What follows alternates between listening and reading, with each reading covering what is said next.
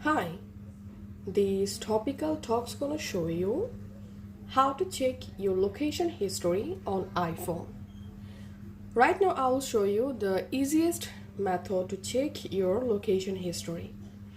On your iPhone, open the Settings app and here scroll down and you have to open Privacy and Security Settings.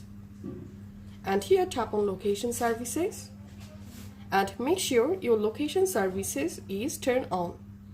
Now scroll down and tap on System Services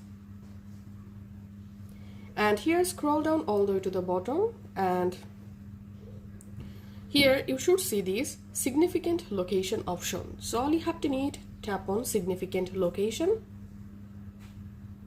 and it may ask you to verify your Face ID or your Touch ID. Once you verify it, you will directly jump into this significant location settings page. Make sure your significant location option is turned on. And now here you will find the list of all your location histories. So as you can see, currently I have only one location history here that I just visited yesterday. And now to clear your location history, just tap on clear history, and your location history will be deleted. So this is how we can easily check our location history on iPhone. If this video helped you out, please leave a like and leave a comment down below.